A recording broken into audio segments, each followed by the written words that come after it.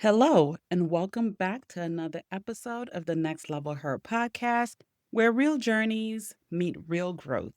I'm your girl, Pauline, and today we're going to talk about change can be scary, but so is standing still. If you've been waiting on a sign, then this is it, okay? So I understand, I get it. The change can be scary. The fear of change can be paralyzing. But let's be real. I know change is uncomfortable. It requires us to let go of control because if y'all like me, we like to control things, okay? We like to be in control of everything. It's hard to leave what's familiar, right? And to walk by faith into the unknown can be difficult.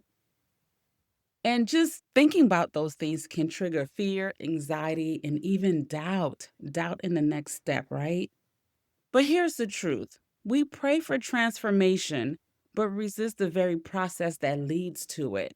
We can't just be praying and then expecting something easy. Sometimes we just got to step into the transformation, and we cannot resist the process. The process is what truly builds us. Change is the path to answered prayers, y'all. Like, if you've been praying for something, you have to be okay with change. I know it's uncomfortable, but you have to be able to be okay with change so you can see that answered prayer.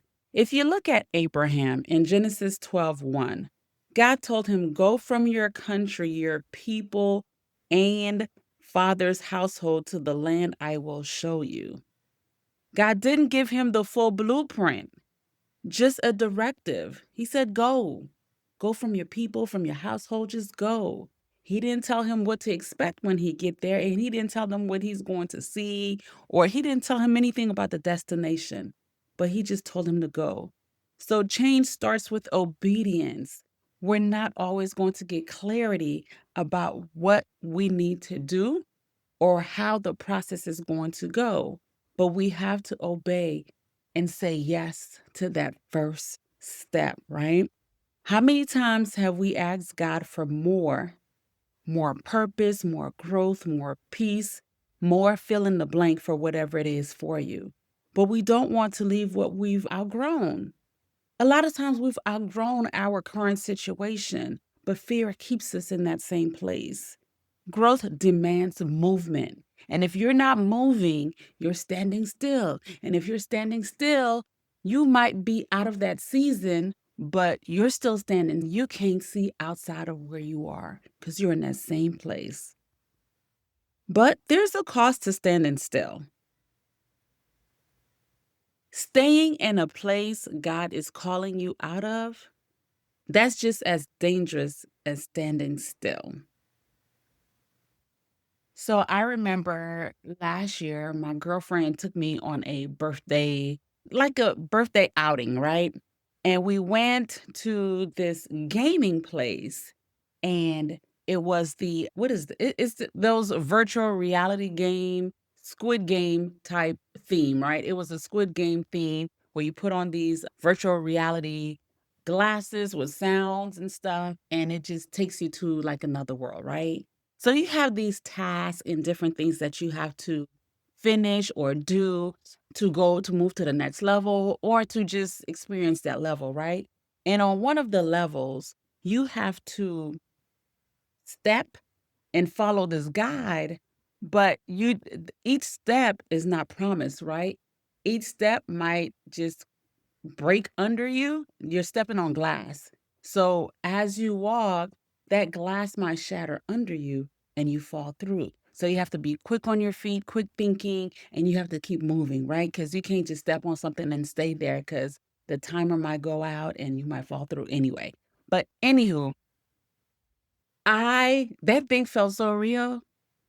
I was paralyzed. Yeah, I stayed in the corner and stayed on this ledge and did not move. My girlfriend kept saying, "Move, follow, just step, take a chance." I couldn't move, y'all, because I was like, "Oh, if I step on this glass, it shatters under me. I'm going down. I'm falling through." And it just felt way too real. You see, oh my God.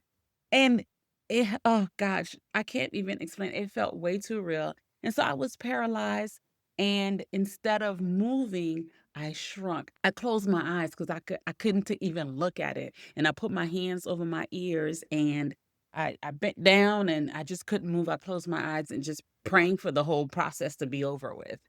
And so and I think about this situation when I think about change, standing still and moving. Guess what? Standing still and taking steps created the same anxiety. I was still fearful. I was still anxious because you think sometimes you're safe because you're not moving. You're still dealing with those same emotions, whether you move or not. So it didn't do me mentally, it didn't do me any good by standing still. I still was afraid. I was still scared because everything around me was still changing. Glass were breaking around me. People were moving around me. And although I wasn't moving, it still brought on anxiety. It still brought on a lot of unknown. So standing still and not moving doesn't mean, you're going to be okay or things around you won't change. Things will keep changing. And you just going to have to decide, are you going to stay in the same place and be fearful and scared and still have some unknowns, or are you going to take steps? And you might still have those feelings, but at least you'll get a little bit more clarity. Okay. So that is what this is reminding me of. And I know y'all, because I experience it all the time. I know it's scary, but you have to take a chance. Yes, standing still might feel safe at times, but it's also where dream dies, your purpose die as well, and your faith remains stagnant. Remember the Israelites in Exodus? They were freed from Egypt, but kept longing for comfort of bondage. Exodus 16:3 says, "If only we had died by the Lord's hand in Egypt. There we sat around pots of meat and so forth and blase, blase," right? Listen, even when they were there, they weren't happy. Although you might know a little bit of the known, it was still unknown. You didn't know what master was going to request of you. You didn't know anything. So, either way, guys, standing still does not give you any type of relief. But they felt that way because they feared the wilderness more than they feared slavery. That's what fear does. It glorifies the past and minimizes God's promises. We think that, oh, I'm doing better by staying still. All you're doing is minimizing God's promise. So here's the truth: comfort can be a cage. Sometimes standing still is the most disobedient thing we can do when God is calling us forward. It's like we turning a deaf ear to whatever God is saying because we're saying, God, I don't trust you to take care of me in the next step. I don't trust you in the next phase. I'm going to stick to what I know or what I think I know. And sometimes God might be trying to remove you from a situation that's not the best for you, but you rather stick around and deal with discomfort sometimes instead of taking a chance. When you don't know what is next, it is scary. That's called the unknown. Now, I know some of you are saying, but I don't know what to do next. I don't have clarity. Guess what? You will never get clarity unless you take a step. Let me set you free today if that is your mindset. You know that God often reveals the next step, not the whole staircase, right? So if you're waiting to see the whole picture, the whole level, then you're going to be waiting in vain because most of the time he's revealing just the next step, not the whole staircase. And I think it's because sometimes we think we can handle the whole picture, right? We think we can handle the whole view. But to be honest, some of us can't handle it.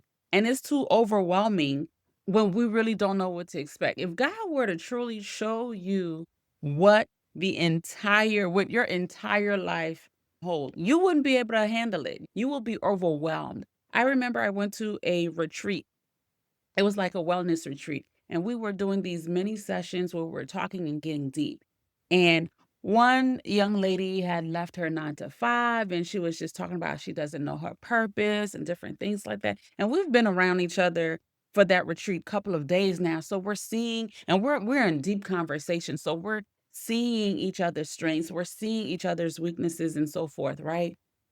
And so one young lady, she was talking and somebody said something and she had an aha moment and she broke down. When I tell you she started hyperventilating because she was overwhelmed by the glimpse of what God showed her. So if that is her reaction by just a glimpse of what God showed her, can you imagine if she saw the whole staircase? Baby, we probably had to carry her out on a stretcher or something. And so God's vision, God's plan for us is too big for our mind because we can't fathom all that stuff.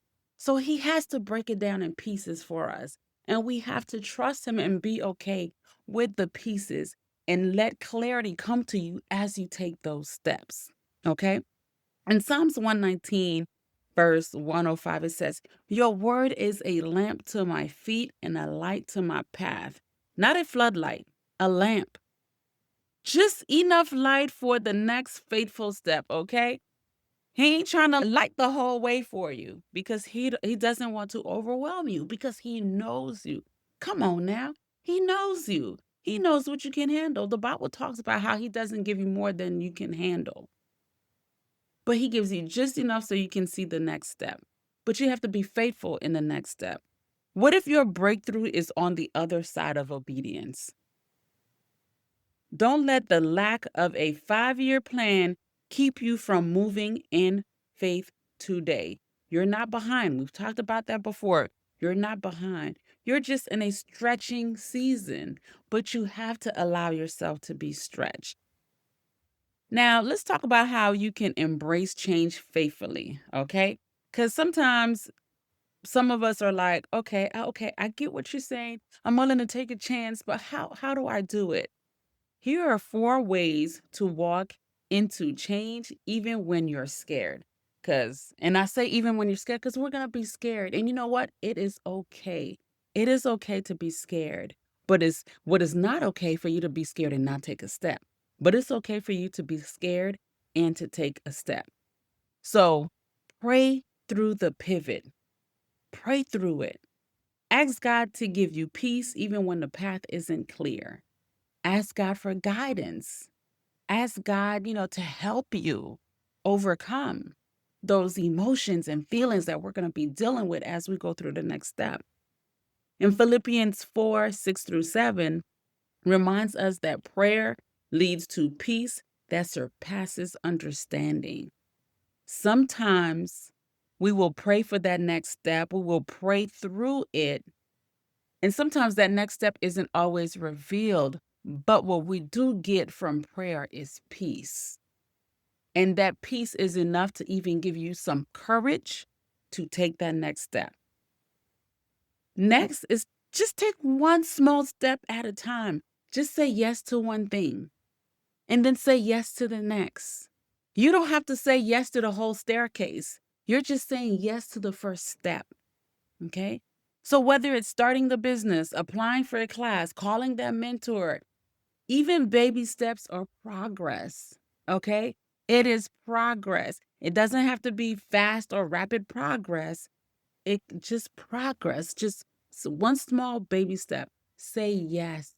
Sometimes just saying yes is a step. You hear me? Saying yes is a step. And then you have to of course, have some actions to follow that step.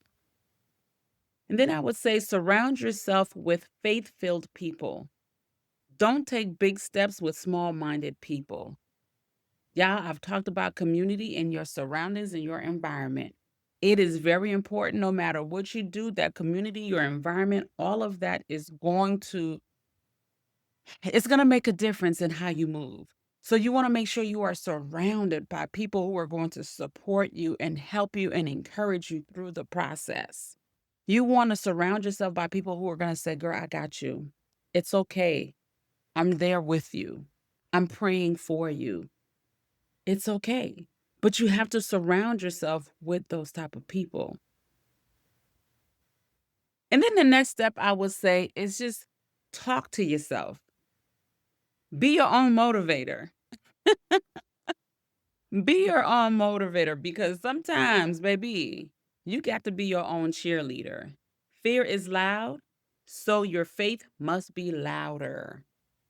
It has to be.